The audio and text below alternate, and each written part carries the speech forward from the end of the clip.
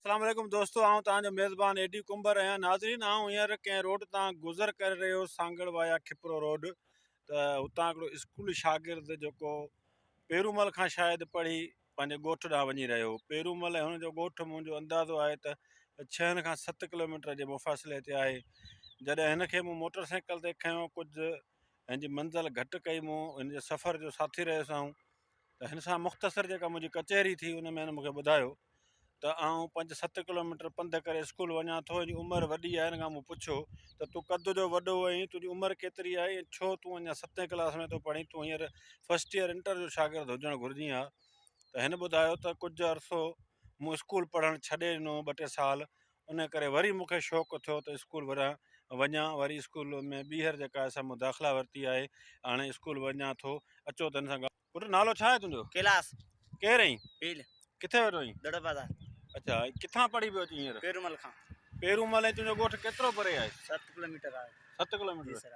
घणी ख़र्ची ॾींदा आहिनि माइट? 50 रुपया।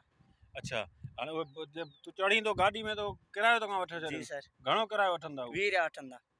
माना 20 हितां ईंदे 20 वेंदे? जी सर। माना बाक़ी बचा तोखे 10 रुपया? जी सर। 10 रुपयनि में खट मिठो बि कोन मिलंदो? जी सर।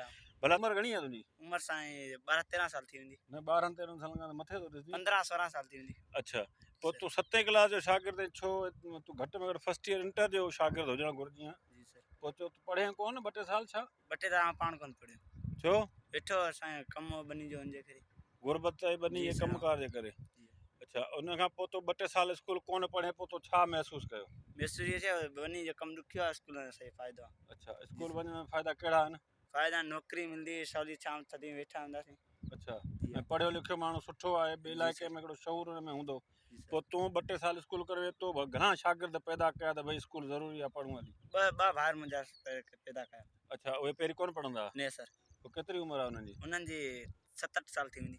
अच्छा जी सर। तूं डेली ईअं पंधु अची पंधु वञी? न, अॼु पंधु आयो बसि। अच्छा जी सर। पोइ डेली वेन ते वेंदो आहीं? जी हाँ। पोइ 20 रुपया वेन वारो तोखां ईंदे वठे, 20 रुपया वेंदे वठे, पोइ तोखे ख़र्ची त बचंदी कोन? 10 रुपया बचे थी। 10 रुपयनि में छा वठंदे? खिटिया टाइम हींअर घणो थियो आहे? टाइम हींअर 2 थिया आहिनि। सुबुह जो नाश्ते में छा खाई वेंदो आहीं? नाश्तो सामानी। घणी मानियूं खाईंदो आहीं? हिकिड़ी मानी चांहि? जी सर। हाणे वञी खाईंदे? जी सर। अच्छा, तमामु बहितरीनु। असांजी हिन दोस्त सां कचहरी थी आहे, ॾाढी दिलि ख़ुशि थी आहे। बाराड़ी जे नौजवान आहिनि, खे शऊर थियो आहे त इल्मु ज़रूरी आहे। इल्म खां सवाइ इंसानु अंधो आहे ऐं हिन जे लाइ दुआ गुयूं अलाह सां हिनखे अॻिते वधाईंदो।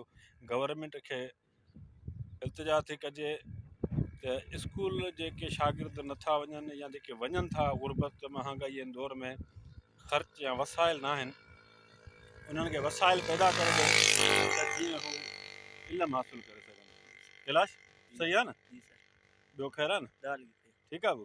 तुंहिंजी कचहरी इनशाला नेट ते रखबी, माण्हू ॾिसंदा ऐं उन मां तो जीअं स्कूल शुरू कयो, मतिलबु तो जहिड़ा के दोस्त अहिड़ा हुजनि जेके पंहिंजी वीडियो ॾिसी हुनखे शौक़ु पैदा थिए स्कूल वञे।